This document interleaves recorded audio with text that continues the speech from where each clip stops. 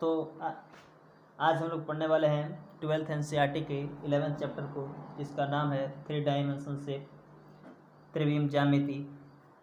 इसमें त्रिविम ज्यामिति में हम लोग को जैसा मान लीजिए कि त्रिविम ज्यामिति में क्या है कि कोई निर्देशांक है जिसके सापेक्ष 3 एंगल बनाए गए हैं, अल्फा, बीटा और गामा, और तीनों को एक कोण निर्देशित करते हैं। तो हम इसको ज्ञात करेंगे।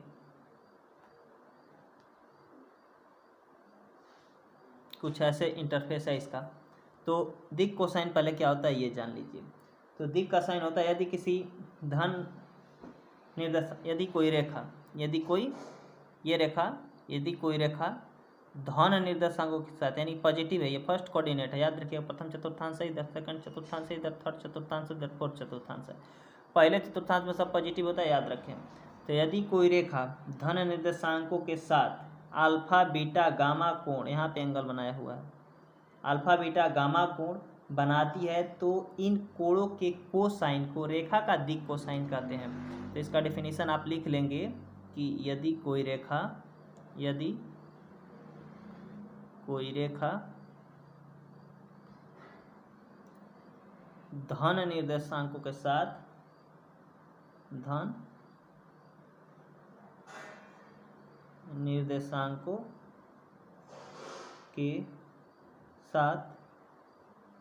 अल्फा, बीटा, गामा कोण बनाती है, तो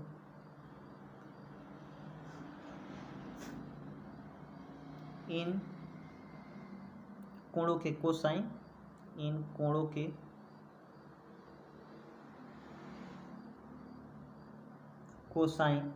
को रेखा का दिक् कोसाइन कहते हैं। समझ रहे हैं दिक् कोसाइन क्या होता है? दिक् कोसाइन कहते हैं। दिक् कोसाइन मतलब एंगल, समझ रहे हैं ना। रेखा के साथ जो ये एंगल बना है ये इसका दिक् कोसाइन है। तो जैसे यदि ये फर्स्ट है, इसका ये फर्स्ट शर्त है, सेकंड शर्त समझिए। यदि मान लीजिए यदि L, M और N ये एक रेखा का दिक् कोसाइन है, क्या है? एक रेखा के दिक् कोसाइन है, दिक् कोसाइन है, तो इसका एंगल कैसे होगा?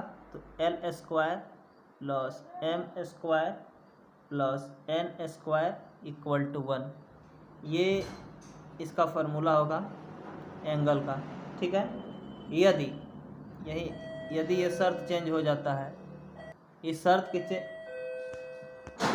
के चेंज होने पर क्या होगा? बिंदु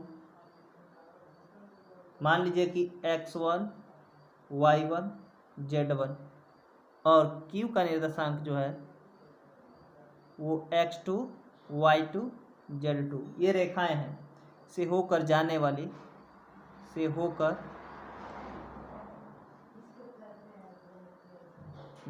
वाले रेखा के दिक्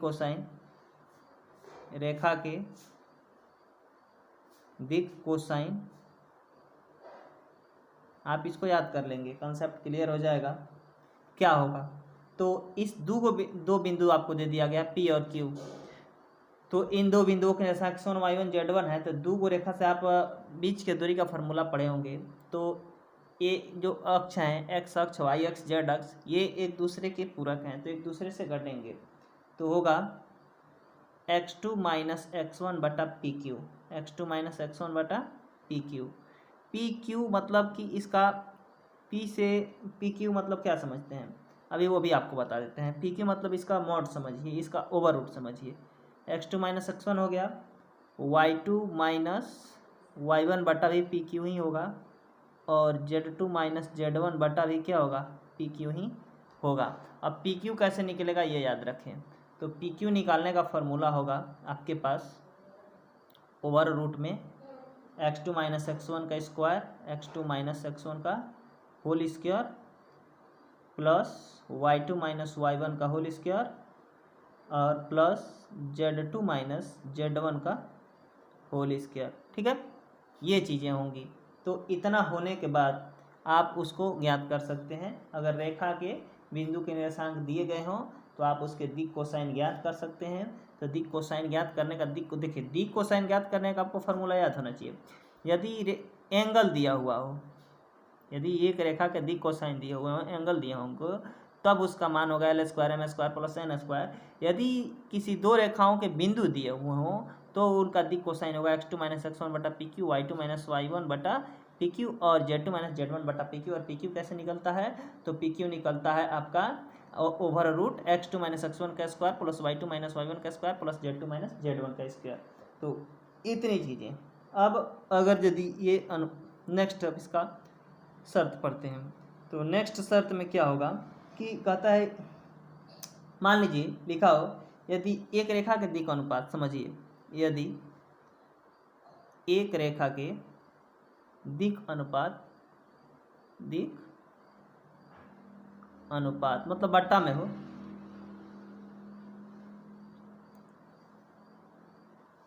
इस चीज को आप समझिए कि एक रेखा का दिक अनुपात कैसे हो सकता है, ये आपको जानना है।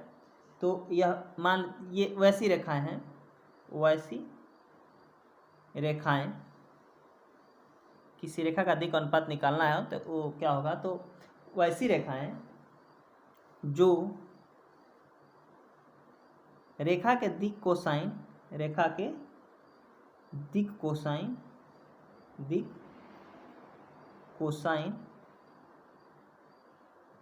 के समानुपाती हैं।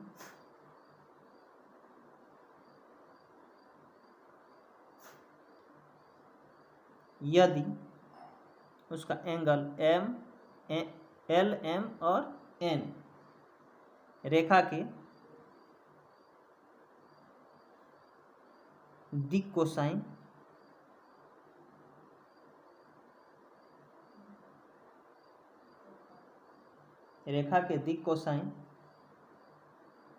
लेम्डा एल, लेम्डा एम तथा लेम्डा एन इस रेखा के दिक अनुपात होंगे, इस रेखा के दिक अनुपात होंगे। चलिए, ये चौथा शर्त था। अब इसका पांचवा शर्त समझते हैं। मान लीजिए कि रेखा के दिक अनुपात ABC हैं। यदि ABC रेखा के दिक अनुपात दिए गए हैं तो दिक कोसाइन क्या होगा? यदि रेखा के दिक अनुपात दिया हुआ, याद रखिए, तब दिक कोसाइन कैसे निकलेगा? यदि रेखा के दिक अनुपात ABC हैं तो दिक कोसाइन कैसे ज्ञात होगा, ये पता करते हैं। तो इसका दिक कोसाइन होगा A बटा इसके जो वैल्यू दिए होंगे A square plus B square plus C square, इसके जो दिक अनुपात होंगे वो B बटा A square plus B square plus C square और C बटा A square plus B square plus C square. तो ऐसे इसके बीच निकल जाएंगे। अब आगे बढ़ते हैं। अब हम दो रेखाओं के बीच के कोण को ज्ञात करेंगे। क्या ज्ञात करेंगे? दो रेखा के बीच के कोण तो ये कैसे निकलता है, ये आप जानिए। तो मान लीजिए यदि इसकी पहली शर्त क्या है? पहला शर्त है इसका, यदि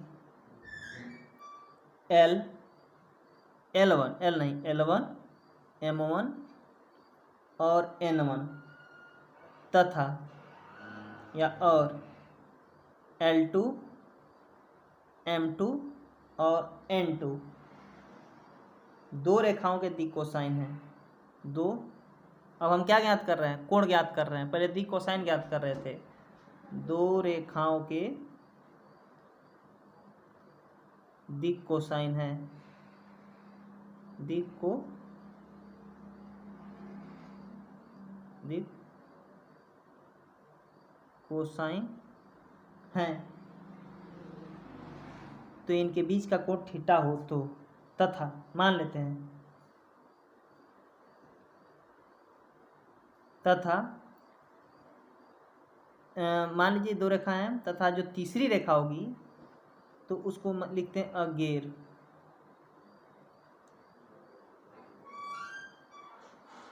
रेखा के बीच का कोण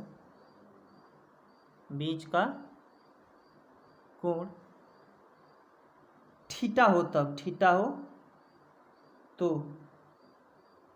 कॉस थीटा, क्योंकि डॉट प्रोडक्ट याद है आपको, कॉस थीटा याद होना चाहिए। एंगल निकालने के लिए ये होता है L1 L2 M1 M2 और N1 N2 मल्टीप्लाई करेंगे आपका वैल्यू आ जाएगा।